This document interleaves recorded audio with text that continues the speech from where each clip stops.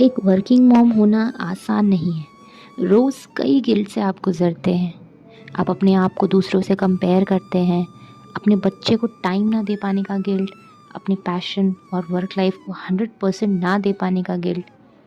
लेकिन मैं उन सब वर्किंग मॉम्स की तारीफ़ करना चाहूँगी, जो अपने पैशन और वर्क लाइफ को फॉलो करने के साथ-साथ अपनी फैमिली और बच्चों का भी ध्यान रख रहे हैं।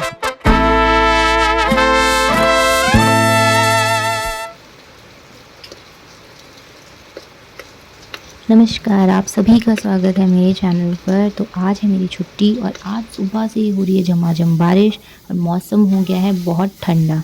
तो सबसे पहले मैं लग गई नाश्ते की तैयारी करने पर, जिसमें बना रही हूँ मैं सब्ज़ी और रोटी।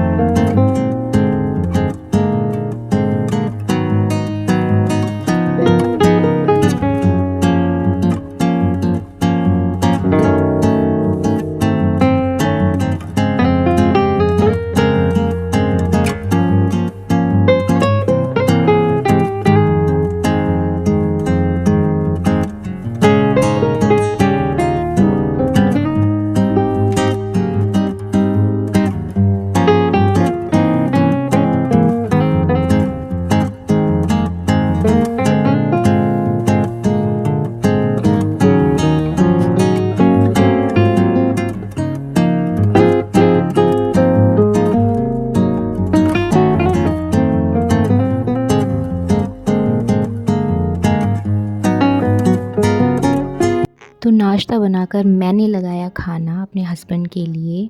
वैसे तो आज छुट्टी थी, पर उनको कुछ काम आ गया था तो उनको जाना पड़ा।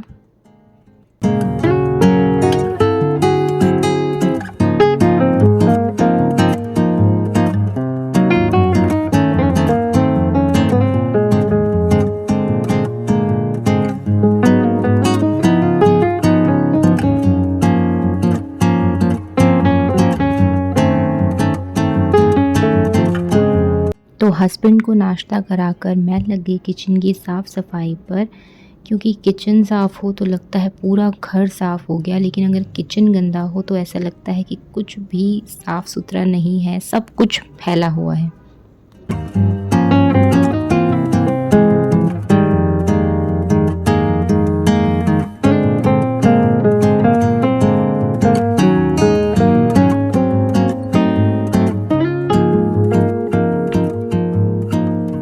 फिर मैं लग गई बर्तन धोने, और बर्तन मेरे बहुत हो जाते हैं। आप ज़रूर कमेंट करके बताइएगा कि आपके भी बर्तन होते हैं या सिर्फ मैं ही हूँ जिसके इतने भर भर के बर्तन सिंक में इकट्ठा हो जाते हैं।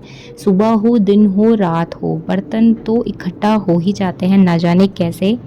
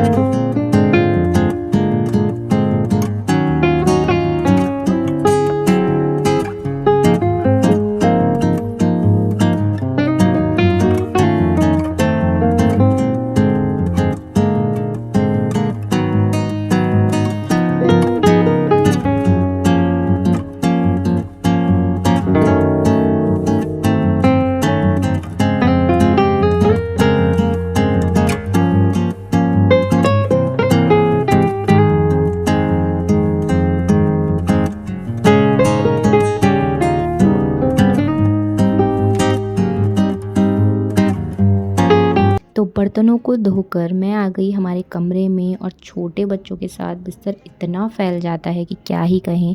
तो पहले सारा सामान मैंने बिस्तर से नीचे डाला, फिर चद्दर झाड़कर सब कुछ इस तरीके से फ़ोल्ड करके रखा।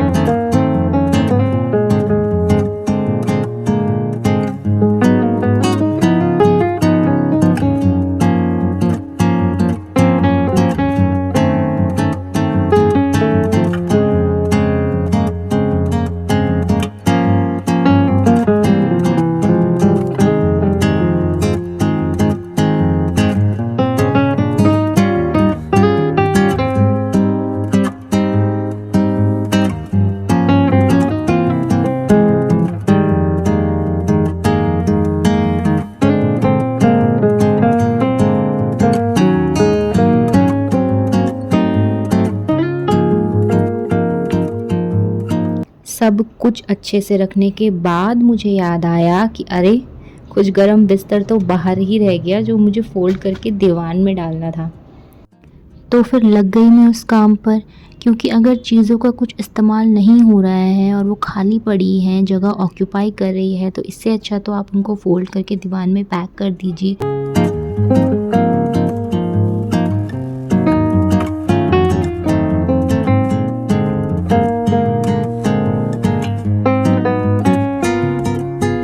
इसके बाद मैंने थोड़े अपने कपड़े फ़ोल्ड किए और उनको अलमारी में अच्छे तरीके से फ़ोल्ड करके रखा।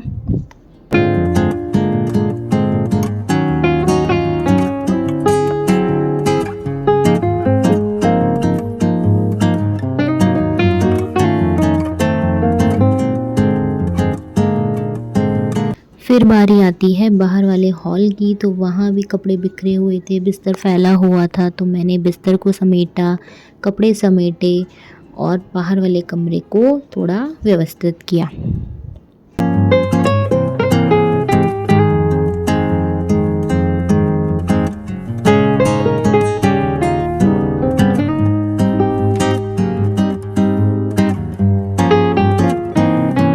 फिर शुरुआत हुई झाड़ू लगाने की, तो अंदर कमरे में झाड़ू लगाते हुए आई मैं बाहर हॉल में, और यहाँ चीनू को भी मम्मा के साथ झाड़ू लगाना था, तो उसने भी लगाया।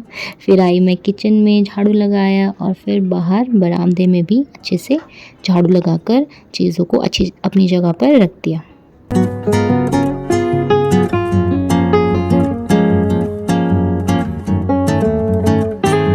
इतने में चीनू को आने लग गई थी नींद, तो मैं पहले चीनू को सुलाने आ गई, क्योंकि जब उसे नींद आती है तो वो बहुत क्रैंकी हो जाता है और बिल्कुल भी चुप नहीं रहता।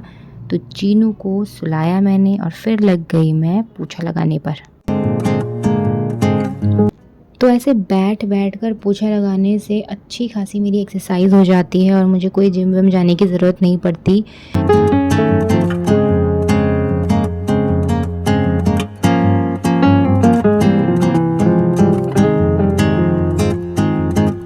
अभी पोछा मैंने पूरा भी नहीं लगाया था और ये महाराज मेरे उठ गए थे, और उसका मूड ठीक था, तो मैंने उसको बिस्तर में थोड़े टॉयज़ दे दिए ताकि वो बिज़ी रहे, और आ गई वापस अपना काम करने। फिर किचन में पोछा लगाया और बाहर बरामदे में पोछा लगाया।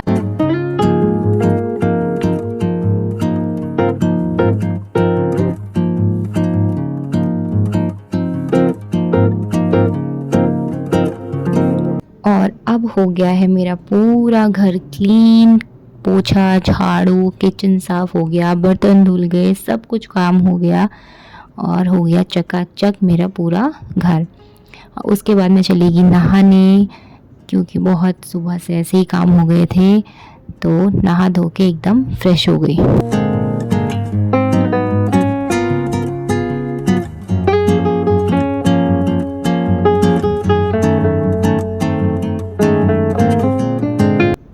फिर आ गई मैं किचन में क्योंकि हो गया था लंच बनाने का टाइम। तो अब कर रही हूँ मैं लंच बनाने की तैयारी। और लंच में आज बन रहा है दाल और चावल।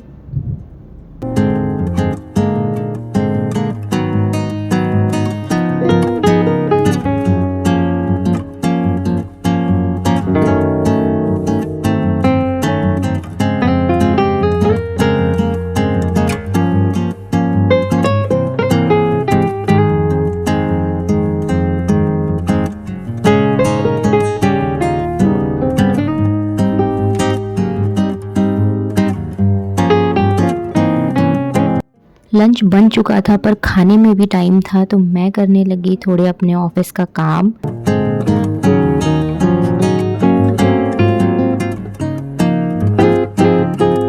तो कुछ यूँ रही मेरे छुट्टी के दिन की सुबह से लेकर दिन तक की दिनचर्या। वीडियो आपको कैसा लगा ज़रूर कमेंट करके बताइएगा। वीडियो को लाइक ज़रूर कीजिएगा और मेरे चैनल को सब्सक्राइब ज़रूर कीजिएगा। आपसे मिलती हूँ अगली वीडियो में, तब तक के लिए बाय बाय।